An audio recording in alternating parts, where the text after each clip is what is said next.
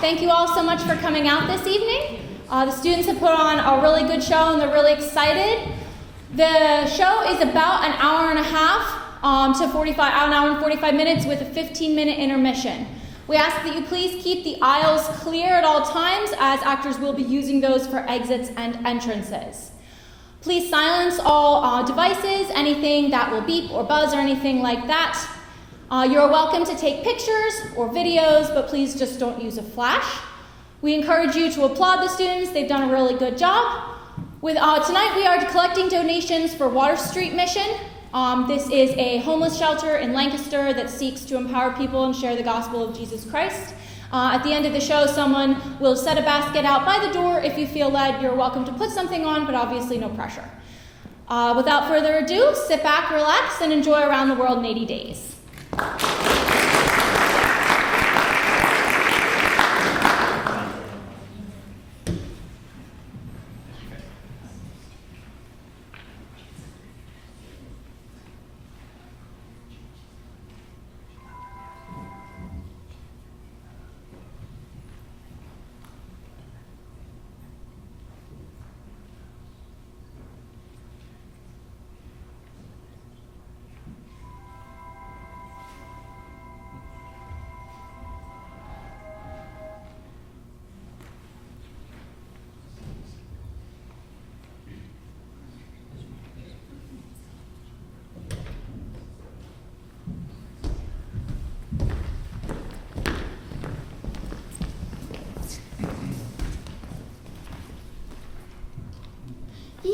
Gentlemen, 100 times lost. The China was the only steamer he could have taken from New York in order to get here in time, but that arrived yesterday. Phileas Fogg's name was not on the list of passengers. I think he'll be at least 20 days behind. The wager is as good as won. 15 seconds more. You may be wondering to whom these gentlemen are referring and what sort of wager has been made. That, my friends, is the story you're about to see. But first, we must go back in time, 80 days, to the time exactly 11:20 in the morning. Mr. Phileas Fogg of number 7 Savile Row, Burlington Gardens, was about to hire a new manservant. A very wealthy bachelor gentleman, Mr. Fogg was regarded by most as a man of eccentric tastes and habits. He was as precise as any Englishman could ever be, keeping to his routine in a mathematical fashion. Each weekday, Mr. Fogg spent 10 of his hours at home, sleeping or dressing, and 14 at the Reform Club, a gentleman's club to which he belonged. He spent most of his time there reading the papers and playing the card game whist. He also ate 2 meals there. On the morning we have specified, Mr. Phileas Fogg was interviewing the man applying to be his new manservant. You are a Frenchman, I believe, and your name is John? Oui, monsieur. Jean Passepartout. And how have you been employed before this time? I have had many different jobs, monsieur. Circus performer, singer, gymnast, but most recently, a valet.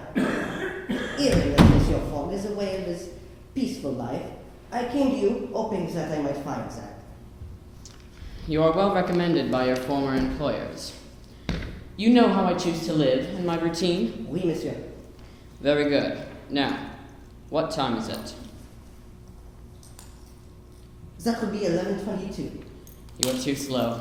Pardon me, monsieur, but that is impossible. 7 minutes too slow. No matter. Now, from this minute forward, 29 minutes after 11, you are in my service. Here are your daily instructions. I keep the same schedule all weekdays, and here is one for Sunday. I shall leave you now for the Reform Club. Good day.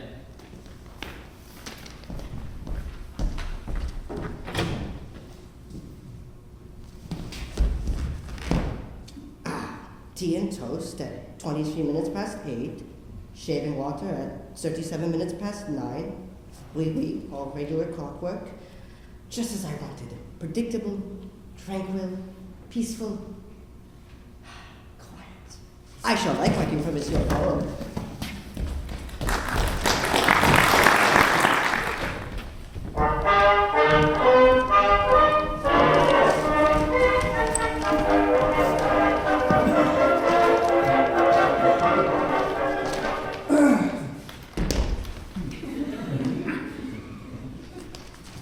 Well, Ralph, did you hear about the robbery of the Bank of England?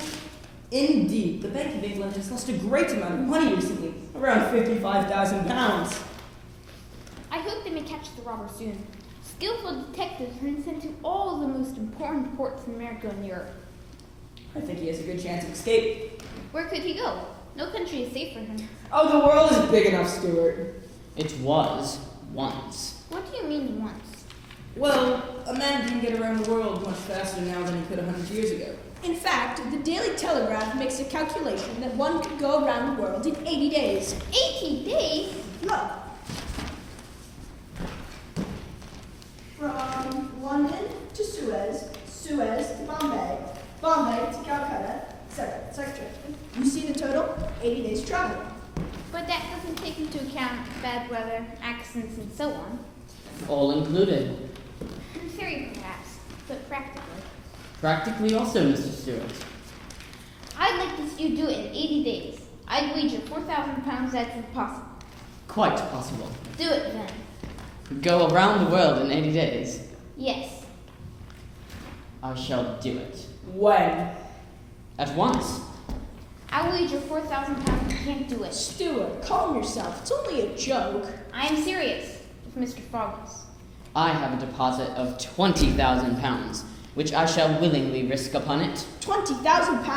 Half your fortune, which you could lose upon a single accident? Mathematically, you'd have to jump from steamer to train and so on. And Lord willing, I shall jump mathematically.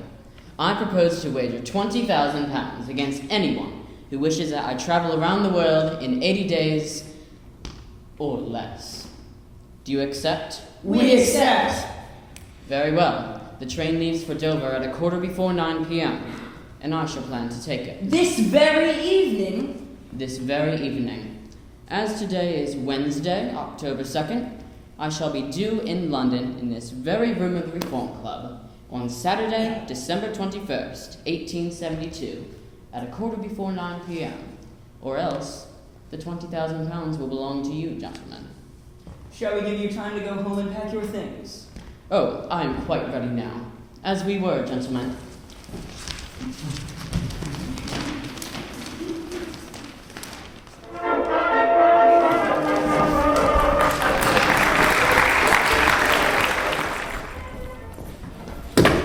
Eleanor, I've received my assignment. The bank robber? Yes, I'm to track him down, sparing no expense. This is the opportunity I've been waiting for. Congratulations. Is there anything I can help with? Of course, I need your eyes and ears. A detective could not have a better spy than you are, dear sister. Oh, thank you. Pack for a long journey. We may be away from London for a long time. I'll pack as if we were going around the world. Excellent. We shall leave within the hour.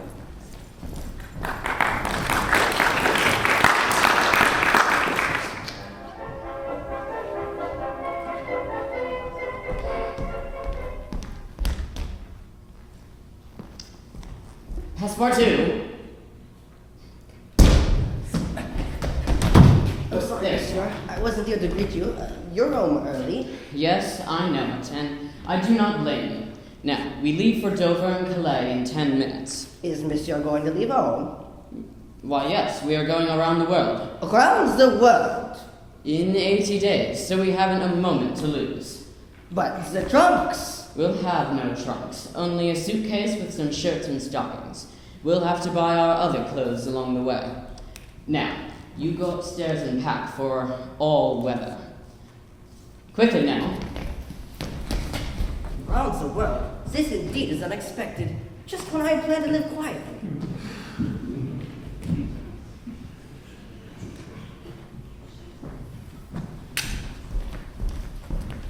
All right, you are all packed. Oui.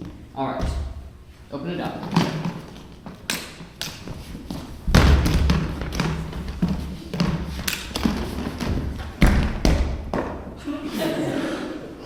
Now, take that and be very careful with it. It has £20,000 inside. £20,000.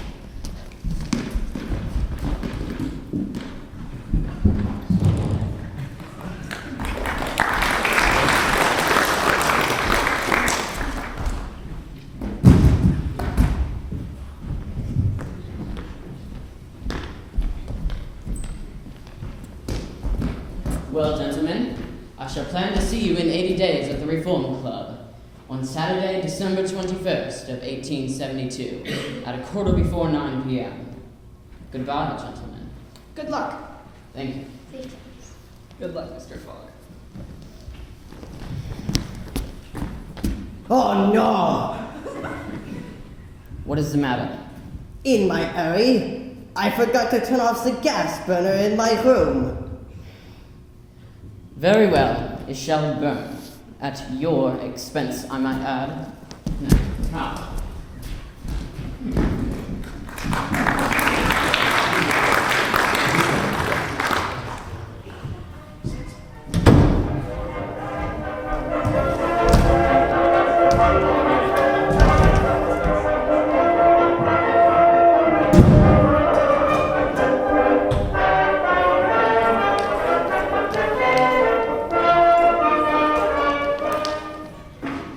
So you say, Consul, that the steamer that comes here into Suez is never behind time? Not in all the years I've been the British consul at Suez, Detective Fix.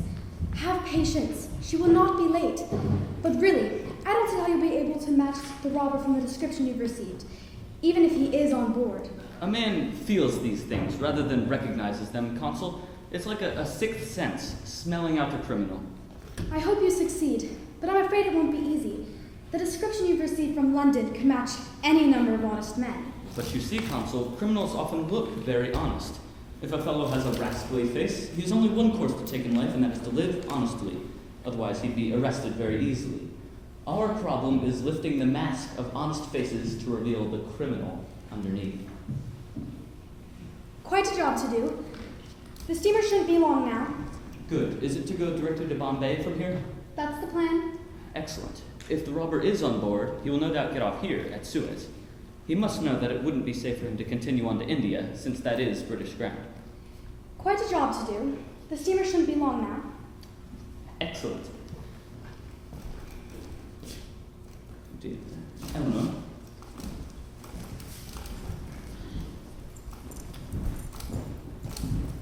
Excuse me, monsieur. Which way is the continent? I have a passport, so I need a visa.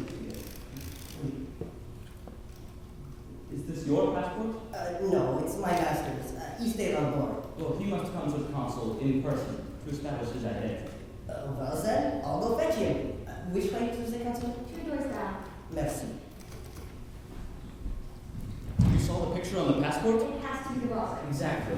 Consul, I have strong reason to believe a passenger on board the steamer is actually the robber, and he's coming here That's good news. Why is he coming here? to have his passport visaed, but I hope he won't visa it. Why not? If it is genuine, I have no right to refuse. Still, I must keep this man here until I can get a warrant to arrest him. But You must understand, he will be coming any second. Excuse me, Consul. Will you please do me the favor of visaing my passport? you are Mr. Phileas Fogg, I am. and this man is your servant. He is. Jean Passepartout? You are going from London to Bombay. That is correct. I wish to have my passport visaed to prove that I came from Suez. Very well. There you are, sir. Thank you.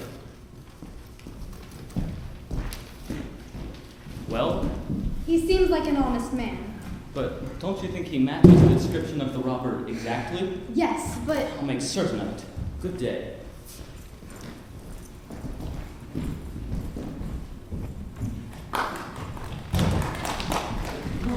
How's the passport? Good day. And merci. Where am I? My name is Edward Fitz, and this is my sister. It's a pleasure to meet you. So what do you think of Suez, Monsieur Passepartout? I hardly know. We seem to be journeying so fast that I'm journeying in a dream. So this is Suez. In Egypt. Yes. Egypt, Africa. I tell you, mademoiselle, I never thought we'd go further than Paris. And all that I saw of Paris was through a window of a train car, in the pouring rain. You were in a great hurry then. I am not, but my master is. And you left London quickly. I rather think so. He came home from his gentlemen's clubs on Wednesday, and then 45 minutes later, we were off. But where is he going? Always forward. We are going round the world Around the world. in 80 days. He says it is because of some wager. He must be rich then. I rather think so, for he's carrying a large sum of money in brand new banknotes. And he doesn't spare money along the way. He offered a large sum of money to the engineer of the steamer to get us from here to Bombay ahead of schedule. And you've known Mr. Fogg a long time. Unfortunately, no. I came into his service the day we left London. Indeed. Well, good day to you, monsieur. I must get back to my brother. Good day. I'm sure the Englishman is the robber. He is going around the world under the guise of a wager, and I believe that he needs to come back to London after throwing the police off his track. I knew it. The likeness was too similar to be a coincidence. So what are you going to do? Send a telegram to London for a warrant to arrest the man, then follow the man to Bombay and arrest him there under his ground. Meanwhile, we must gain the French servant's trust and confidence. I'll make sure to walk with him whenever he's on deck. Good. What will you tell him about us and why we're a brother? I'll explain that I'm accompanying my other brother while he's traveling on business. He likes to talk. Our conversations will be quite natural. We'll be old friends before we reach Bombay.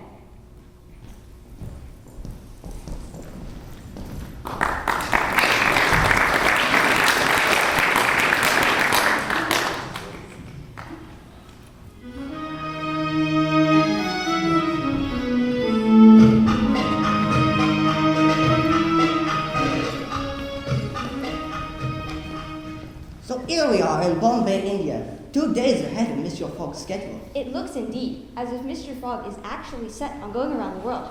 I tell you, mademoiselle, I never thought we'd go further than Bombay, but here we are. Look at all these beautiful buildings. I've never seen anything like them. Neither have I. Look, inside that courtyard, such a magnificent fountain. We must go and see it. Let me escort you. Oh dear, I can't. I promised my brother that I would meet him at the shop just over there. You go. Good day. Good day.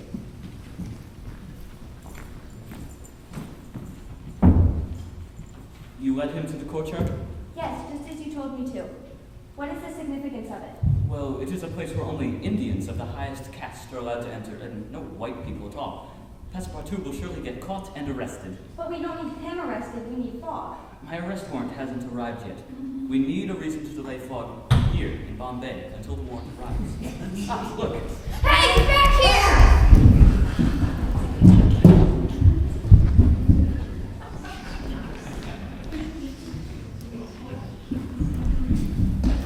I'm so sorry, Monsieur Fogg.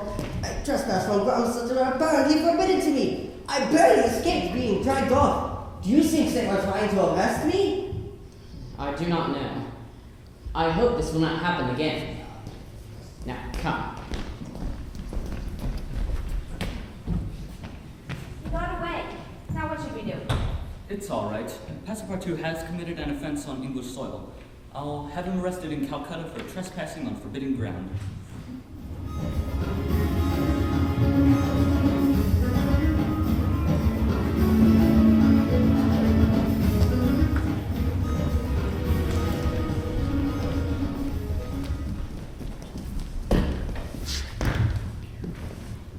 So, you're making a trip around the world, Mr. Fogg. Yes, Sir Francis. In 80 days. Unbelievable. Are you traveling, Sir Francis? Lady Eva? No, we live here in India and have for the past 35 years. I do want to tell you, Mr. Fogg, around this time a year ago, you would have experienced a great delay that could have lost you your bet. How so, Sir Francis? Well, the railway was not yet finished, and it stopped at the base of the mountain, and people had to get out and find another way, using a pony or some way. Such a delay would not have hindered my plans. I have constantly expected the likelihood of certain obstacles. Oh, I see. Passengers will get off here. Get off the train. What? I wonder why. I'll go see.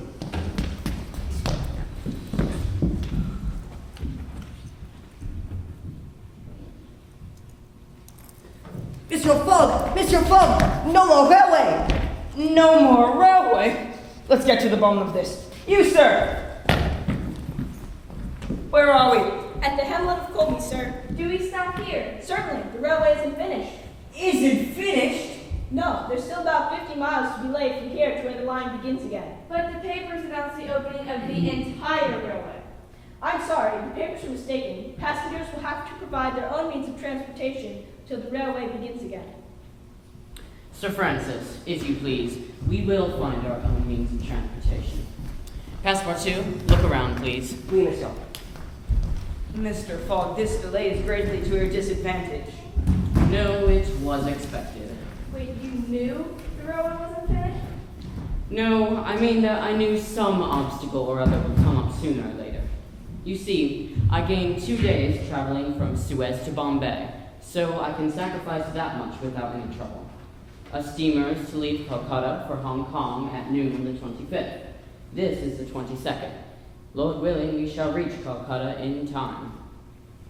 Monsieur Fogg, I think I found us a way of transportation. Yes, and what is it?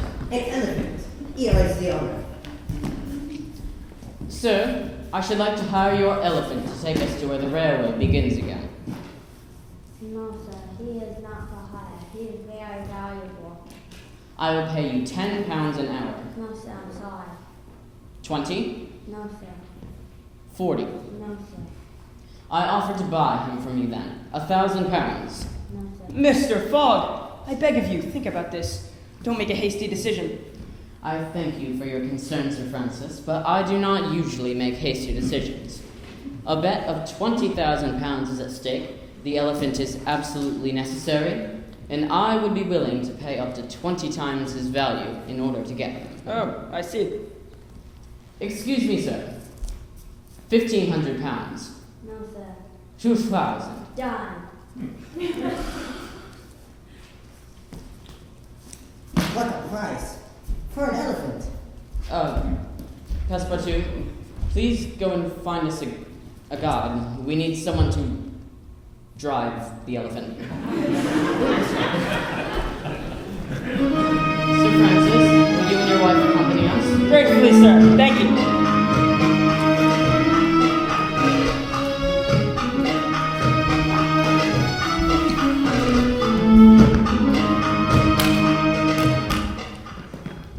We're only 12 miles from where the railway begins, Mr. Fogg. That means you'll still be in plenty of time to catch the steamer. That means we won't lose all the time we gained while sailing to Calcutta. Excellent. What does that sound? Sounds like a parade of some kind. Let me go and see.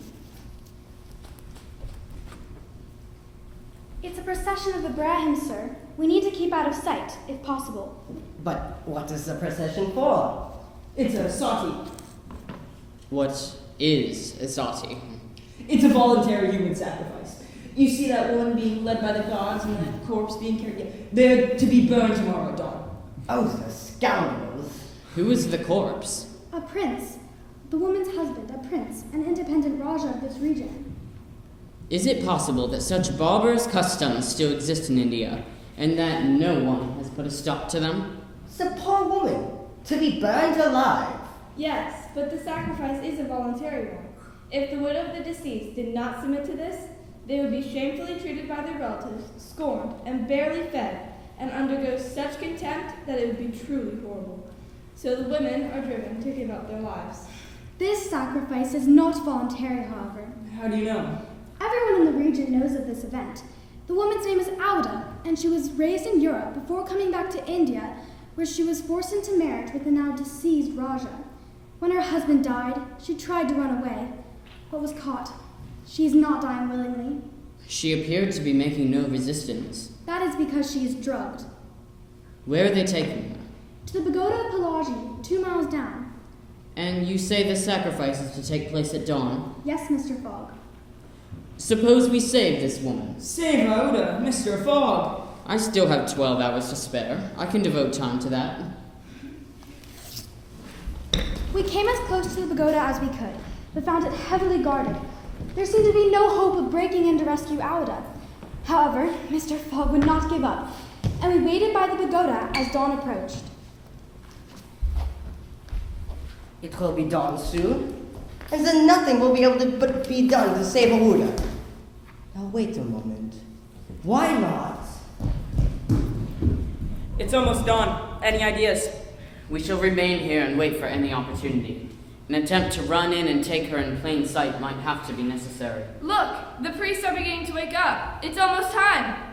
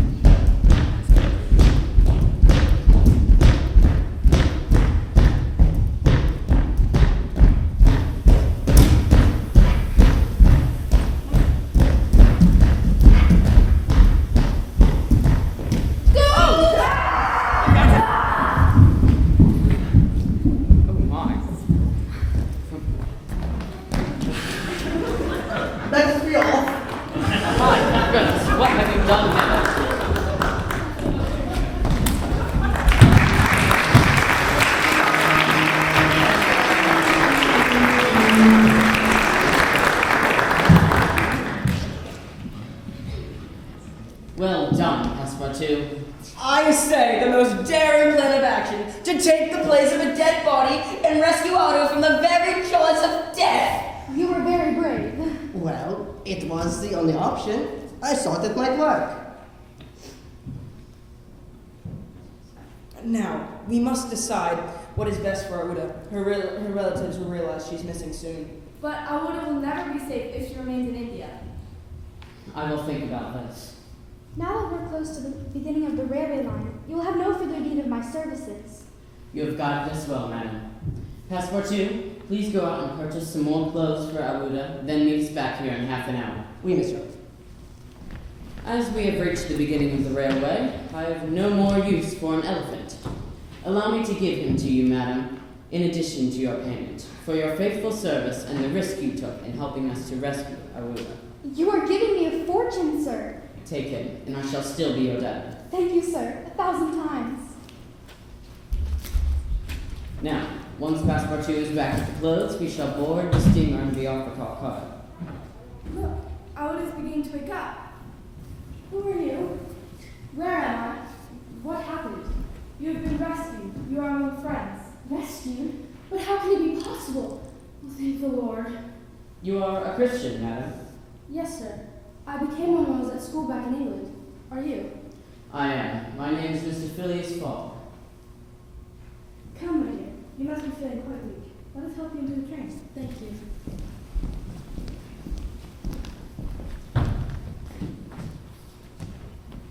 As they boarded the train, Passepartout Fogg asked Awuda many questions in an effort to help Awuda further. So, you say you have a relative in Hong Kong, madam? Yes, Mr. Fogg. A cousin. Very well. Then it would be my pleasure to escort you to that city and to make sure you are safe there. Thank you, Mr. Fogg. I'm so grateful for all you have done for me. Sir Francis and Lady Eva left us before we reached Calcutta, hoping to see us again under less trying circumstances. We reached Calcutta on the 25th of October, right on time with Monsieur Fogg's plan. The steamer for Hong Kong was to leave in 5 hours' time.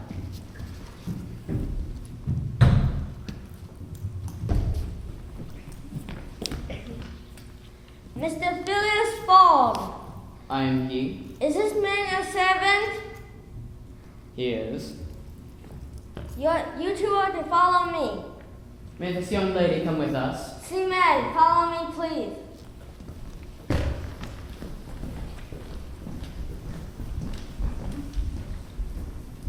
Now then, you are to wait in this jail until 8:30. We are to kneel before Judge Obadiah. Why, we are prisoners! Sir, you must leave me to my fate. It must be because you rescued me that you're being locked up now. I will not leave you, madam. And besides, it is highly unlikely that I should be arrested for stopping at Sati. Your relatives would not dare bring such a complaint before the court. But, Monsieur Fogg, the steamer, it leaves at noon. and Lord willing, we shall be on board at noon. Have faith, Passepartout. We're ready for you.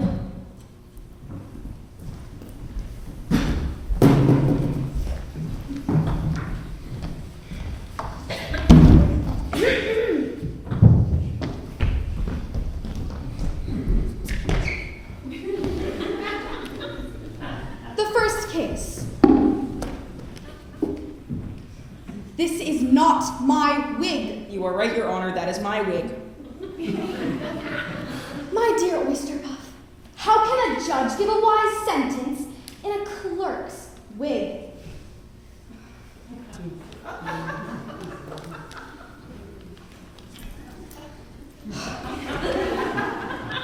The first case.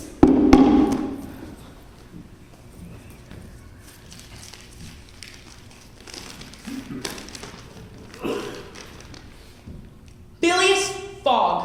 I'm he. Jean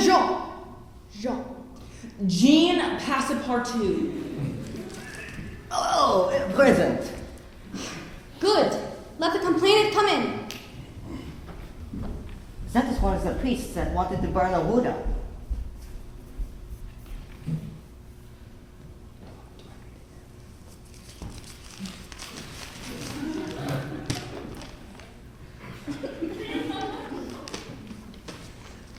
Phileas Fogg and his servant, Jean Passepartout, are charged with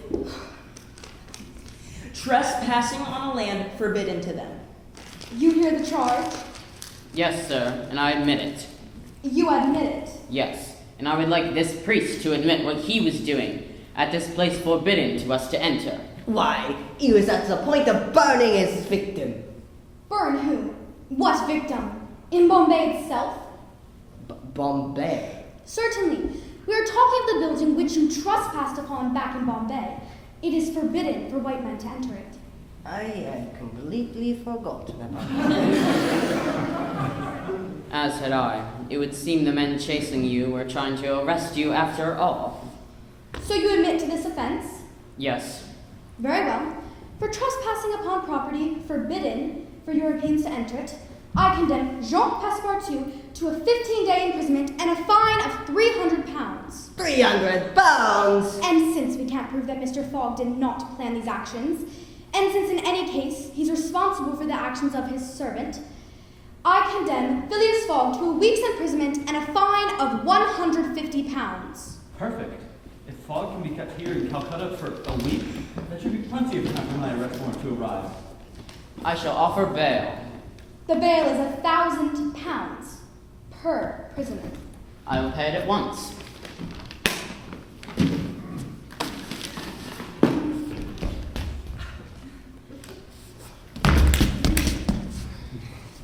This money will be restored to your release from prison. Meanwhile, you are liberated on bail.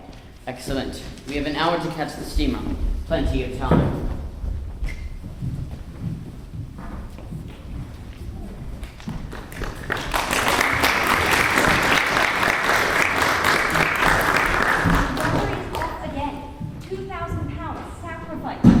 I'll follow them to the ends of the earth if necessary. Come, we must catch that steamer.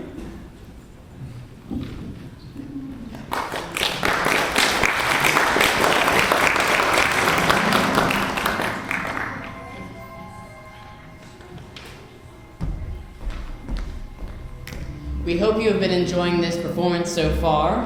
At this point, we will have a 15-minute intermission, so feel free to use the bathrooms, drink water, and, as you Americans say, chat. Enjoy.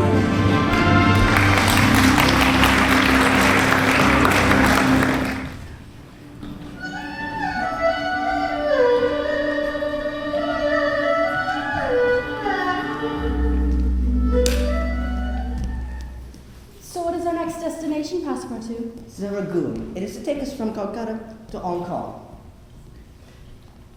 Have you been enjoying the journey so far? Oh yes. Mr. Fogg is very polite and attentive, making sure my every need and want are met. Excellent.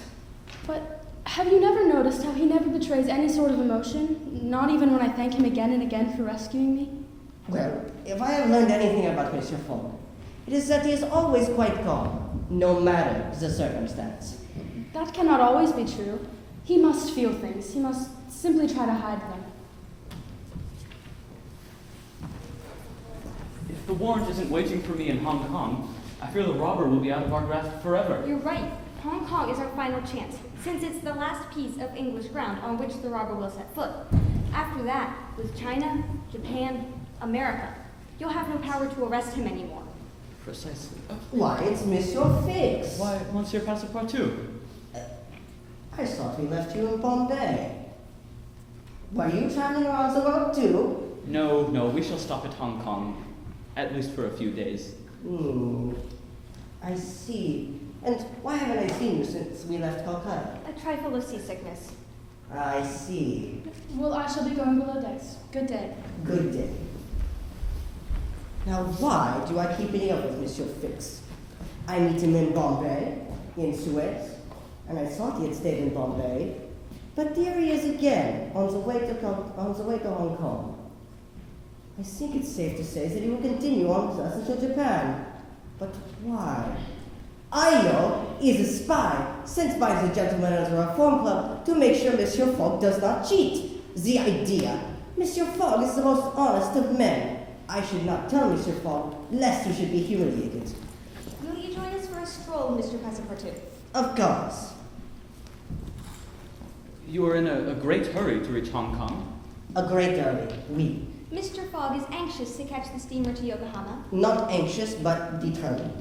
You believe in this journey around the world, then? Of course I do, Monsieur Fix. Don't you? Me? I don't believe a word of it. I see. Should you? You're a sly dog. Should we lose your company in Hong Kong? Why? I don't know. Perhaps, but... I see. You were only on the way to Bombay, and here you are. I mean, America is not far off, and from there, Europe is only a step. Right you are.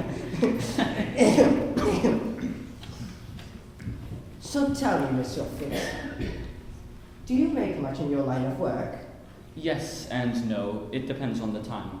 But you must understand that I don't travel on my own expense. Oh, I'm quite sure of that. I should be getting back to my master. Good day. Good day. What can this mean? Does he know I'm a detective? Will he tell Mr. Fogg? Is Passepartout an accomplice? I didn't think so. Well, I think you shall have to risk it and tell Passepartout who his employer really is. And then, maybe, he will help us in order to avoid being incriminated with the robber.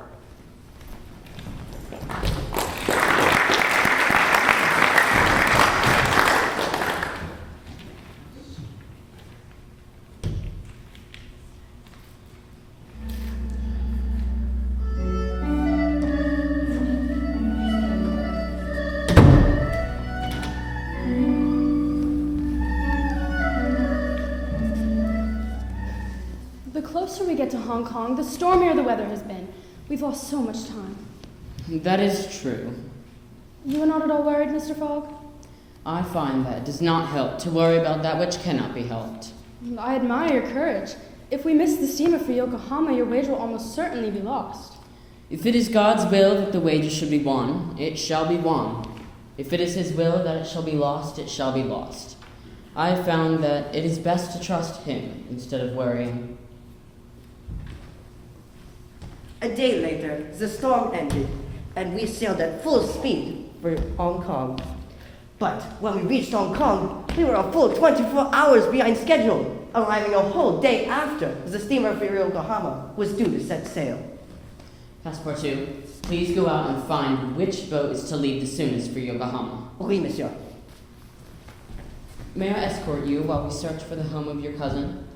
You said you believe he lives not far from the docks, correct? Yes, Mr. Fogg. Very well.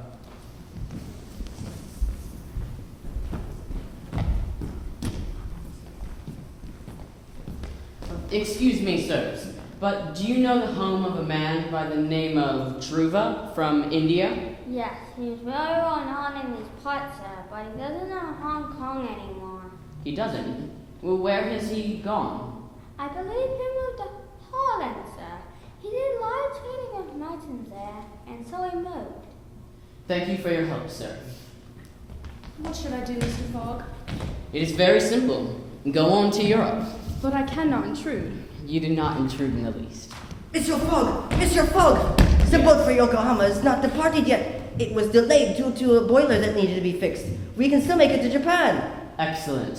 Very well, please go and book 3 cabins for the journey. Madame Abuda will be continuing with us to Europe as her cousin no longer lives in Hong Kong. Oui, monsieur. So it was God's will that the steamer would have a delay so that we would not miss it. God always has a plan, even if we cannot always see it.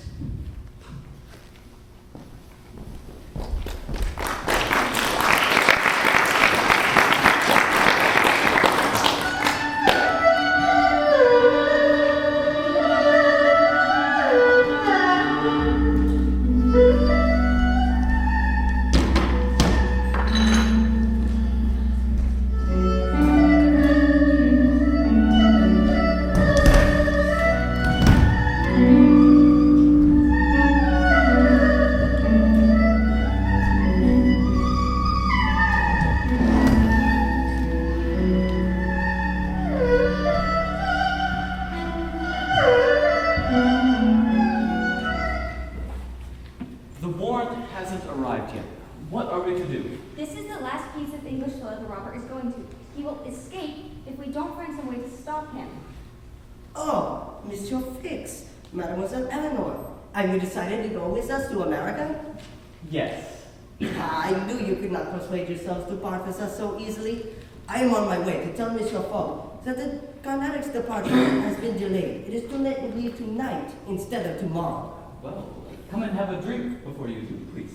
Very well.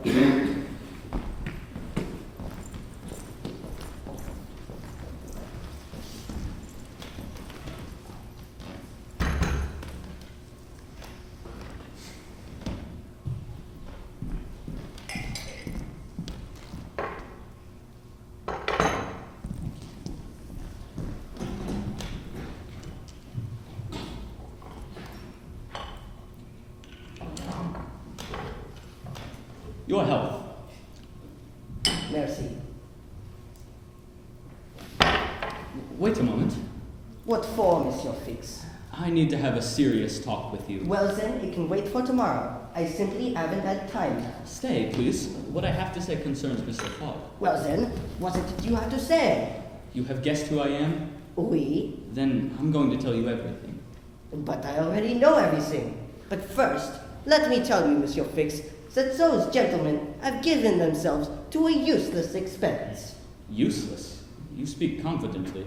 You must not know how large the sum is. Of course I do. It is 20,000 pounds. 55,000. 55,000?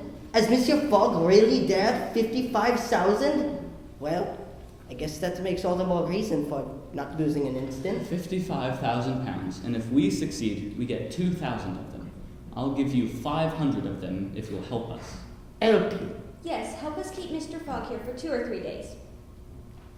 But why?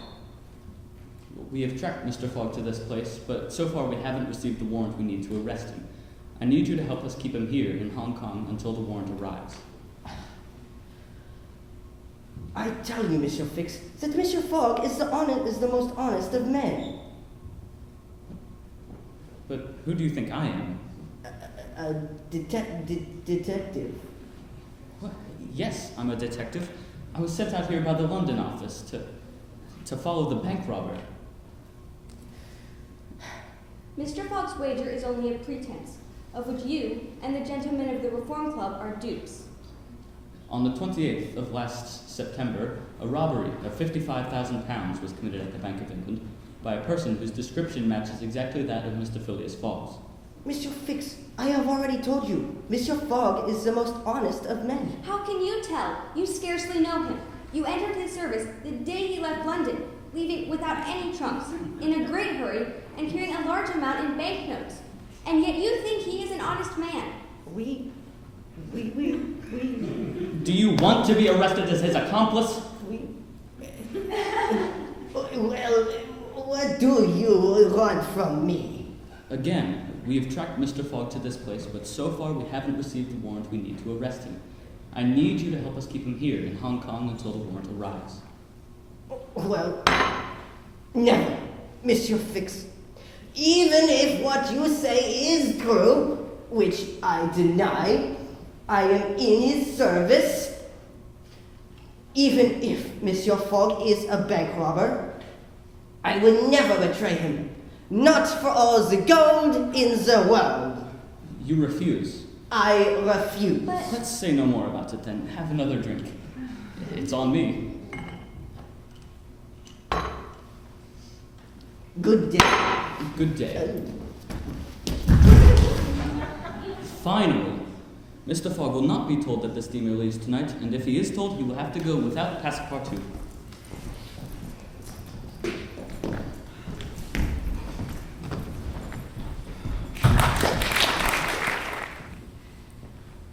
I'm worried for Passepartout, Mr. Fogg. He did not come back to the hotel last night, and he has not shown up yet this morning. I am not worried. Perhaps he plans to meet us at the docks. The clothes we purchased last night are to your satisfaction? Oh yes, Mr. Fogg. I do not understand why you're so kind to me. A gentleman may make a trip around the world out of a suitcase, but a lady must not be expected to do so. You are so generous, sir.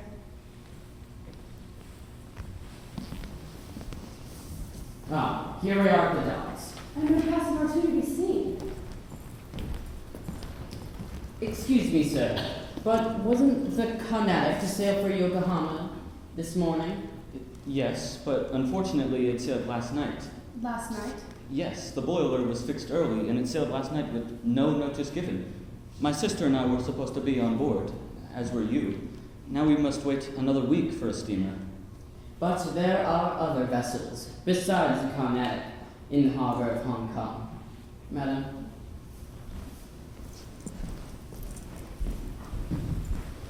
Is Your Honor looking for a boat, sir? Have you a boat ready to sail? Yes, sir. Pilot boat. Best in the harbor. Does she go fast? Between 8 and 9 knots per hour. Is it for a sea excursion? No, for a voyage. Will you take me to Yokohama? Is Your Honor joking? No, I have missed the Carnatic and must make it to Yokohama by the 14th at least to catch the steamer there for San Francisco. I'm sorry, sir. That's impossible.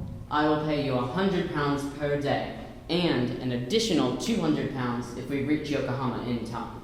Well, let me think about that. You would not be afraid in such a small craft? Not with you, Mr. Fogg. I have an offer, Your Honor. By going to Shanghai, which is only 800 miles from here instead of 1,600, we wouldn't be forced to sail wide of the Chinese coast. It would make for a much easier, swifter journey. Pilot, I must take the American steamer at Yokohama, not at Shanghai. The San Francisco steamer doesn't start at Yokohama. It puts in at Yokohama, but it starts in Shanghai. You're certain? Perfectly. When does the steamer leave Shanghai? It's to leave on the 11th at 7 p.m., so we have about 4 days to make it. And how soon could you leave? In the hour. It is a bargain. Your name, sir? John Bunsby, sir. Here are £200 in advance. Thank you kindly, sir. Not at all. You are doing me a great favor. All right. If you would like to take advantage of this opportunity... Yes, sir. I was just about to ask you a favor. Very well. We shall go aboard in half an hour. But poor Passepartout.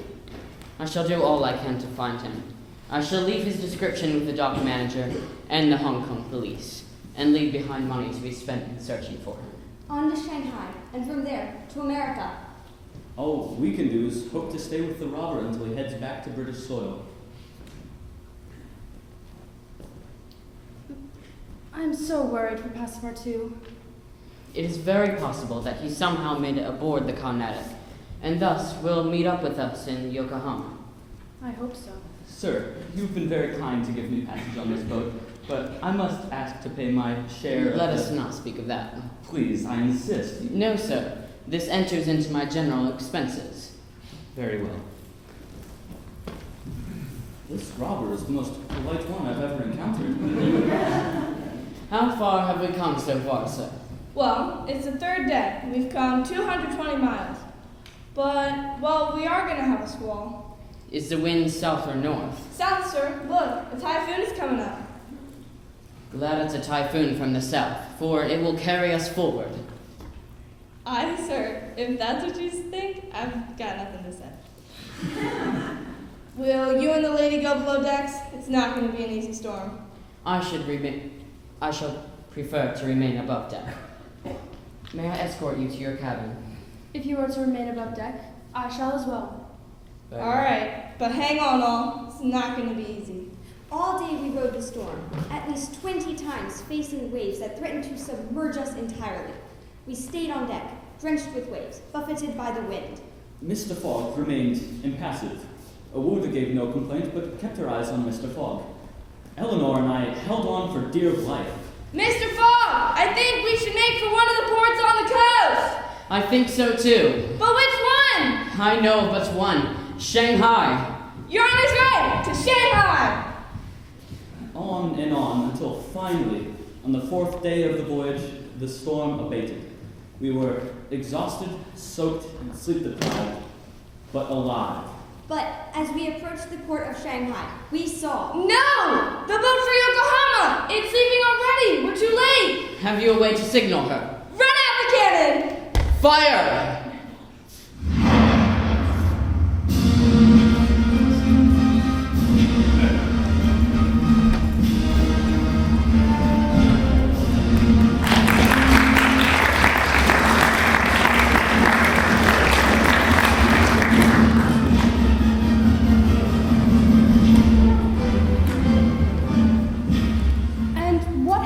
Passepartout all this time. After Fix and Eleanor left him at the tavern, he lay asleep for several hours. Then a sense of duty broke through his haze, and he stumbled, still half asleep, to the Carnatic. Then he fell unconscious once more. Sailors carried him to his berth, where he awoke 150 miles from China. What happened? Monsieur Fix, the tavern! Oh no, I behaved horribly. What will Monsieur Fogg say? At least I haven't missed the steamer. But I must find Monsieur Fogg anyway, and apologize. Excuse me, Monsieur. Can you tell me what stateroom number Monsieur Phileas Fogg is staying in? There is no one on board by that name, sir. But he is a tall gentleman, short, and he asked for some young lady. There is no young lady on board, sir. Here's a list of passengers. You may see for yourself. It's true, sir. Monsieur Fogg is not on board, and it's all my fault. I never told him it was a Carnatic exchange of plans. It was Fix. He got me drunk so I would not be able to tell Monsieur Fogg it was a Carnatic exchange of plans. Now if he loses his bet and is ruined, it is all my fault. Passepartout decided he had nothing left to do but wait until he reached Yokohama. His passage on the Carnatic had been paid for in advance, which was good because he had not a penny in his pocket. When he reached Yokohama on the 13th, Passepartout wandered about but had no success in finding Mr. Fogg. He was beginning to feel desperate. Perhaps I can go find one of the ships and offer myself as a cook or a servant. Acrobatic Japanese troupe, Michael Barton, proprietor. Last representation before leaving for their tour of the United States. United States? That's what's what I need. Excuse me, mister. Are you Michael Barton? Yes. Do you need a servant, sir? My 2 arms have served me my whole life, sir. I have no need of any other servants. I need to cross the Pacific with you. You're a Frenchman, aren't you? Oui, a Parisian of Paris. Can you make faces? I suppose. I can take you over the Pacific as a clown. Merci. You're quite strong. Especially after a good meal. Can you sing? Oui. Can you sing while standing on your head, balancing a spinning top on one foot and a saber on the other? Well, I used to be a circus performer and a gymnast, monsieur. Very well, then I'll hire you.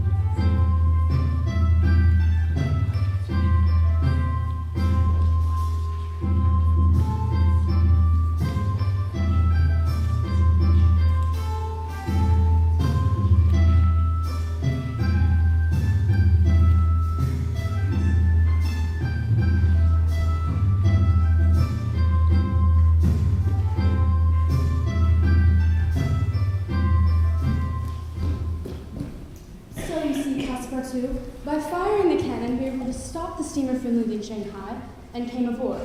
Then, when we reached Yokohama, Mr. Fogg went at once to the Carnatic to see if he would come over from Hong Kong. Which I add. Yes, but then he could not find you. He searched the streets looking for you. Then he thought of coming to Mr. Barton's show, remembering you used to be a gymnast. He did not recognize you, but you saw him. I do regret making that pyramid tumble. Yes. Did you tell him what happened back in Hong Kong? I told him that I'd been overcome with drunkenness, and thus I could not explain to him the Carnatic's change of plans. Well, this steamer is traveling quite fast, so we will reach San Francisco with a gain of several hours, Lord willing. Do you take quite an interest in Mr. Fogg's journey? Yes. I see. He's quite splendid, is he not? He's been so generous to both of us. He has. I am so grateful to him. Let me tell you again of how Monsieur Fogg and I rescued you. Monsieur Fogg, you see.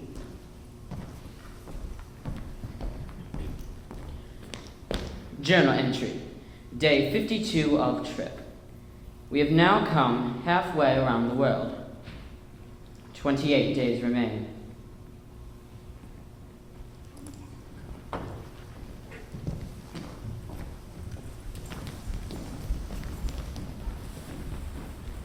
So what is the plan now? My warrant arrived for me in Yokohama, but it cannot be used until we reach English soil again. It seems clear that the robber plans to head back to England after he's completed his tour of the world. I see. But we must stay with him throughout America, no matter what. Precisely. You! Wait, listen to me. I want to have a word with you. In your employer's interests. But why? Listen.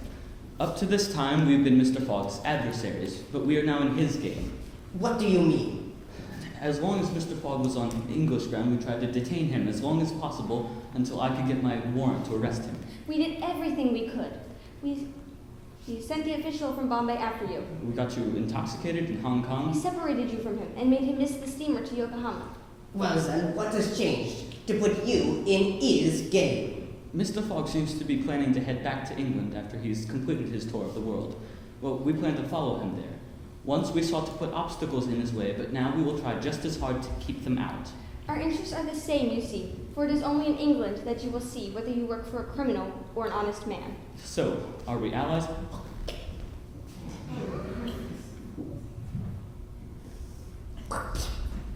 Allies, but only if you keep your end of the bargain. Agreed.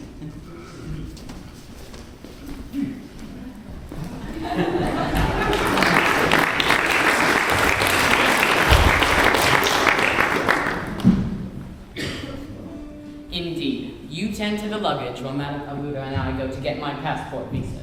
Oui, monsieur. Why, Mr. Fogg, Oh, Mr. Fix, Miss Eleanor. is it possible we could have crossed the ocean on the same steamer without so much as seeing each other? It would seem so, sir. And now you are headed back to England to complete your tour? That is my plan, yes. Well, my business calls me back to England as well. Considering we have traveled together so pleasantly in the past, might we have the pleasure of continuing the journey with you? It would be my pleasure. We shall take the Pacific Railway to Omaha, which shall then connect to New York.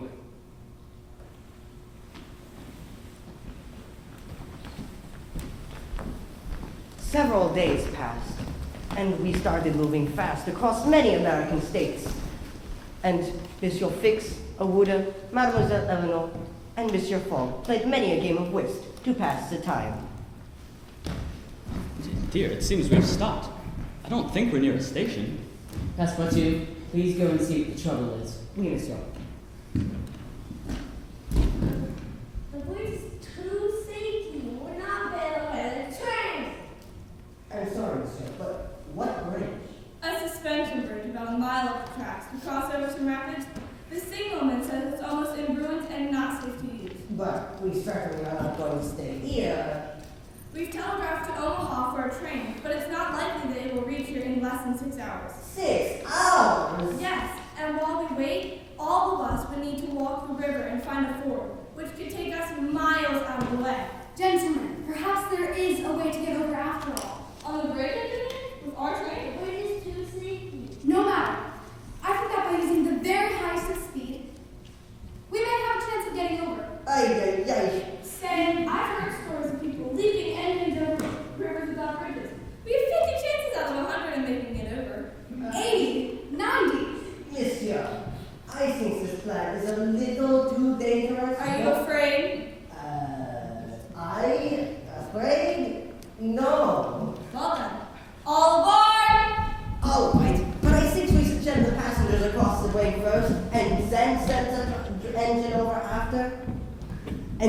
backed up several miles. When we started going faster and faster and faster, we could not be stopped for over 5 miles after we crossed the bridge. We went like lightning, and just after we passed, the bridge fell far into the river below. After passing so precariously over the bridge, the train continued on through the plains of the American West. A day or so later, our game of whist was disturbed by the sound of gunshots. What's happening? We're under attack. Oh my. A band of Sioux have trying to take over the train. They're trying to get into the cars.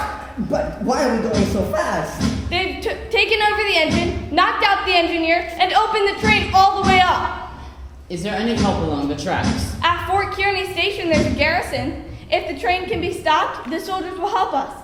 If not, there's no more help for 30 miles. If the train cannot be stopped in 5 minutes, all is lost. It shall be stopped. No, monsieur. Let me go.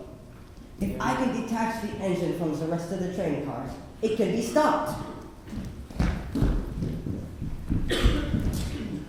The train is slowing down, and here come the soldiers. Is everyone all right? Is anyone here hurt? We're all right, Captain. Where's Passepartout? Who's Passepartout? He risked his life to stop the train. Where is he? I'm under counting the passengers right now. Corporal, is everyone here? All accounted for but one, sir. Name? Jean Passepartout, sir. He must have been captured when the Sioux fled. I will find him, whether he's living or dead. Oh, Mr. Fogg. The loss of a single day surely means the loss of your wager. It is my duty. Captain, do you propose to follow the Sioux? That's a serious thing to do, sir. They could be fleeing beyond the Arkansas River, and I cannot leave the fort unprotected. The life of a brave man is in question, sir. Yes, but can I risk the lives of 50 men to save one? I don't know whether you can, but you should. If you will not, I will go alone. You, sir? Go alone? Would you have me leave the poor fellow to perish, he who risked his life to save the lives of everyone on board the train? No, sir. You shall not go alone. I shall find you 30 volunteers. Thank you, Captain. May I go with you, sir? You may do as you please. However, if you wish to be of service to me, you would remain here with Awuda in case anything should happen to me. I shall stay. Thank you. Mr. Fogg is the most generous man I've ever met. This surely means the loss of his wager, which means the loss of his fortune and possibly his life as well. What an idiot I am. The robber will surely use this rescue as an excuse to disappear into the American wilderness and never show his face again. How could I follow him halfway around the world, only to let him slip away? Listen, the engine is coming back. The engineer must have woken up and been able to slow down the train to come back for us. Are you going to continue on? Once all the passengers have boarded, madam. But Passepartout and Mr. Fogg. Sorry, ma'am. When We is are the train supposed to pass through? Tomorrow evening, madam. Tomorrow evening? But that'll be too late. We must wait. I'm sorry, ma'am. I cannot interrupt this trip. If you wish to continue, please get in. Thank you. I will not go. Won't you try to sleep, Awuda? I can't. All I can do is watch and pray. Pray? I'm a Christian. I must trust God to keep Passepartout and Mr. Fogg safe. They mean a great deal to you. Well, yes. The Lord used them to save my life. Passepartout is brave and kind, and Mr. Fogg, well, I have never met a man like him. Really? What is he like? He's generous, brave, kind, a faithful Christian. He has shown me nothing but the utmost respect and care. But you scarcely know him. Why, for all you know, he could be a bank robber. That is true that I scarcely know him. Yet every action I see from him betrays a consistent desire to do what is right. I find it hard to believe that he could be hiding his true identity and lying to all of us. You have a great trust in him. Yes, I have prayed hard about this, and I believe he is a trustworthy man. We've waited all night, and still no sign of the party. When do we give up hope? Wait, I see them. They're coming back. Come. You're safe. Monsieur Fogg and the soldiers rescued me before any lives could be lost on either side.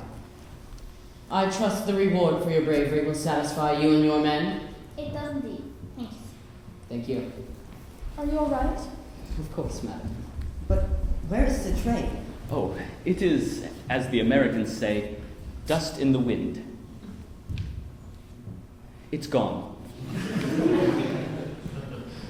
And when is the next one to arrive? Not until this evening. Are you seriously in a hurry, sir? Very seriously. My plan was to arrive in New York on the 11th, in time to catch the steamer for Liverpool by 9 o'clock that evening. I may have a way. While you were on the rescue, a man approached me and asked if I would like to use his sledge. It could take us cross-country to Omaha, and then we could catch a train to Chicago, then New York. We could make up the time. That is an excellent plan, Mr. Fix. Thank you. Awuda, the journey will be very uncomfortable and cold. Will you remain here with Passepartout and wait for the next train? I would rather stay with you, Mr. Fogg. Very well. Then let us be off. The journey on the sledge was a bitter and a cold one, but with each hour that passed, made my spirits rise even more, so that we would reach New York on time. And when we did, there was a bit of trouble, but you'll have to stay tuned for that. We reached Omaha and sped from train to train in the journey eastward. At last, we reached New York on December 11th, only to find the train had left 45 minutes earlier. 45 minutes! And it's all my fault! Only I'd not been captured. It is not your fault, Passepartout. Should we look around to see if there are any other vessels that could take us to Liverpool? No, the vessels leave at the correct time. But we shall look anyway. Look at that boat. It might be able to take us. Excuse me, are you the captain of this ship, ma'am? Ah, sir. Captain Speedy of the Henrietta. Are you planning to go to sea soon? Within the hour. Where are you bound for? Bordeaux, France. Will you take any passengers? No, sir. Is your vessel a swift one? Between 11 and 12 knots. Will you take me and 4 other passengers to Liverpool? No, sir. I'm bound for Bordeaux. Money is no object? None. I will pay you handsomely. Surely the owners... I own the Henrietta, sir. I will pay you $200 per passenger to take us to Liverpool. 200 each? Done. We leave in the hour. Thank you.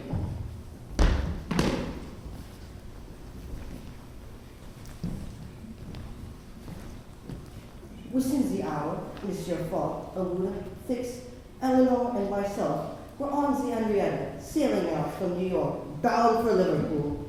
The voyage was a rough one, but we weathered the waves pretty well, and were over halfway to Liverpool, when Monsieur Fogg was approached by an engineer.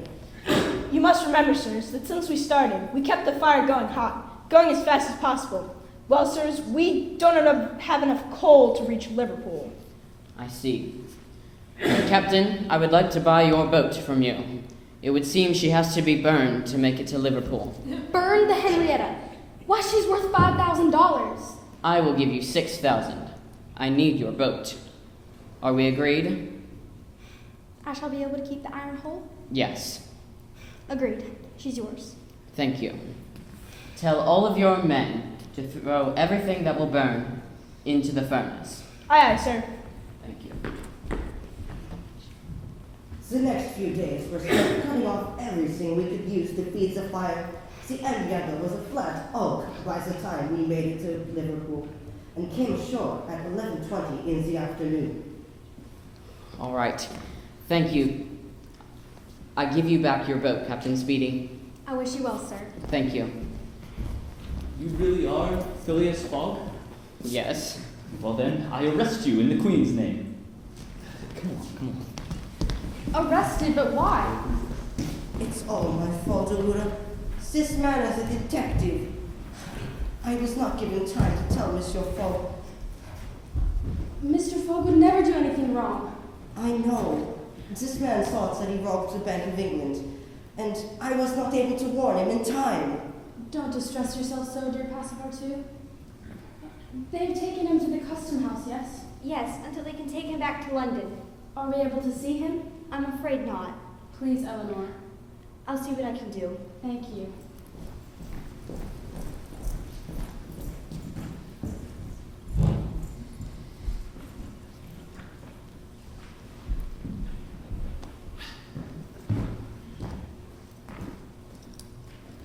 Journal entry, December 21st, 11:40 a.m., 80th day journey.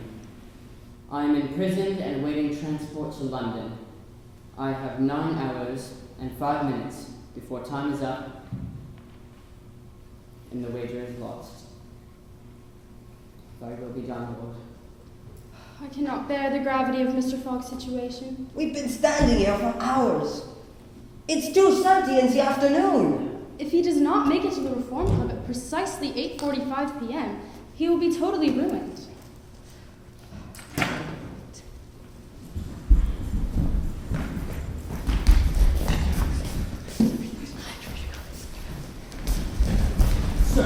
Sir, you must forgive me, please. A most unfortunate resemblance. The robber arrested 3 days ago.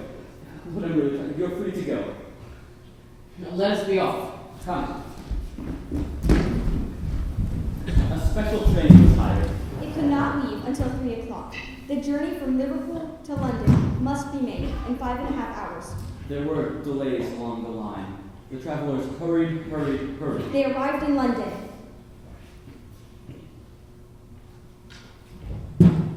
Here's London. Come on. Listen, the clocks. Just as all the clocks were striking 9, 15 minutes too late.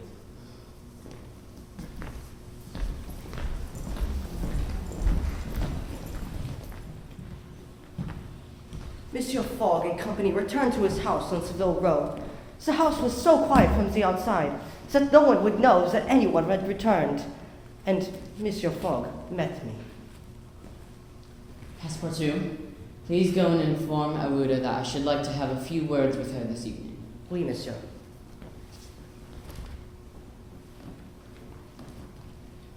Did you need something? Well, I cannot see how monsieur does not hate me. I blame no one, Passepartout. Thank you. You may go. Oui, monsieur. Monsieur Fogg would like to see you this evening. Awuda, I am worried for him. It seems that no one can get through to him except you. What influence could I have?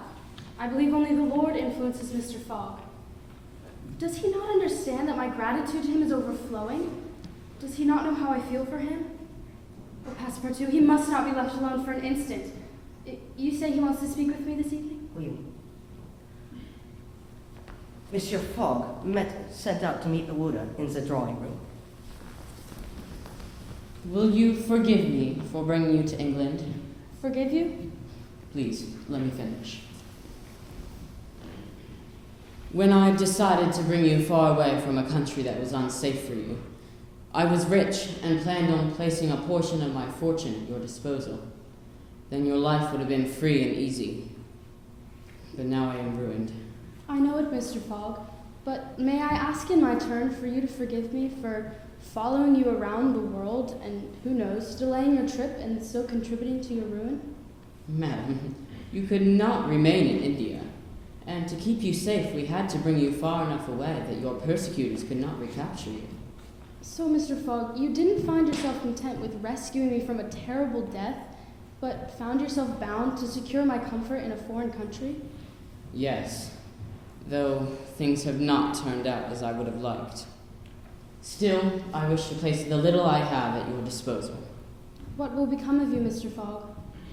I will look for work, if need be. And want shall not overtake you. Your friends. I have no friends. Your family, then. I have no family. I pity you, then, Mr. Fogg, for solitude is a sad thing, and the Bible says that God puts solitary in families. That is true, madam. Mr. Fogg, would you wish at once for a family and a friend? Will you have me as your wife? Yes, I will. I love you, and I'm entirely... Passepartout, why have you come bounding in upon this private discussion? I'm sorry, monsieur. Never mind. Is it too late in the day to notify Mr. Samuel Wilson of the local parish? Never too late, monsieur. The marriage is for tomorrow, Monday? For tomorrow, Monday? Yes. Oui, monsieur. Passepartout was gone for 30 minutes before he came rushing, breathless, back into the house. Monsieur Fogg! Monsieur Fogg! You cannot get married tomorrow! And why not? Because tomorrow is Sunday! Monday. No, monsieur. Today is Saturday. Tomorrow is Sunday. Saturday? Impossible. Oui, monsieur. We made the 24-hour error, but there's only 10 minutes left. Hurry! Come.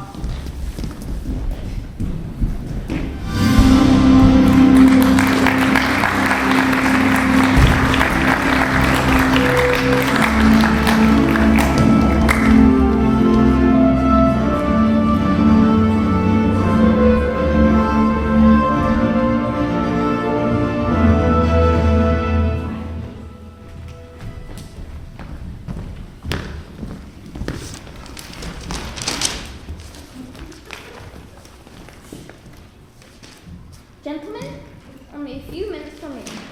When did the last train arrive from Liverpool? 7:42. The next one isn't to arrive until 10 minutes after 12. Well, if Phileas Fogg was on the 7:42 train, he surely would have gotten here by now. I think we can regard the bet as won. Let's not be too hasty. You know that Mr. Fogg is very precise and punctual. Yes, but imagine all the delays and obstacles he's faced. And we haven't heard a word from him this whole time. He has lost, gentlemen. 100 times lost. The China was the only steamer he could have taken to New York in order to get here in time, but that arrived yesterday. Phileas Fogg's name is not on the list of passengers. I think he'll be at least 20 days behind schedule. The wager is as good as won. 15 seconds more. 15, 14, 13, 12, 11, 10, 9, 8, 7, 6, 5, 4, 3. Here I am, gentlemen.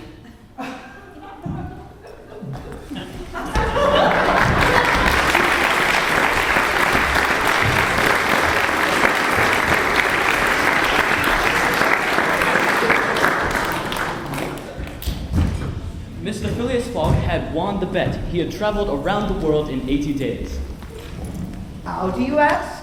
He had gained 1 day in his journey by always traveling eastward going towards the sun, so the days decreased for him as many times 4 minutes as he crossed degrees in this direction. There are 360 degrees in the circumference of the Earth, and these 360 degrees, multiplied by 4 minutes, gives precisely 24 hours. That is 1 day gained. In other words, while Mr. Fogg, traveling eastward, saw the sun pass the meridian 80 times, the gentlemen of the Reform Club only saw the sun pass the meridian 79 times. And thus he had won the money. Mr. Fogg divided the 1,000 pounds between Passepartout, Eleanor, and Fix, against whom he bore no grudge. Although my money was mostly spent on the gas burner, which had been going strong for nearly 79 days. That evening, Mr. Fogg once more met with Aouda. Is our marriage still agreeable to you? It is for me to ask that question, for you were totally ruined and now you are rich. Pardon me, but my fortune belongs to you. Had you not suggested marriage, Passepartout would never have gone to the minister's house. I should not have discovered my error, and then... It is God's work, not mine. You are right. He worked it out all as it did. So it wasn't a mistake after all. Just as I was bidding Aouda and Monsieur Fogg good night, I had a thought. Monsieur Fogg, did it ever occur to you that we might have made it around in only 78 days? No doubt, by not crossing through India. Though God knew best. Had we not crossed through India, we should never have rescued Aouda, and she would not have become my wife. Mr. Fogg had won his wager and traveled around the world using almost every means of conveyance: ships, trains, carriages, and elephants. Only by God's grace did he succeed. But what had he really gained by all this trouble? Nothing, do you say? Nothing but a loving wife who made him the happiest of men. Truly, would you not for less than that make the tour of the world?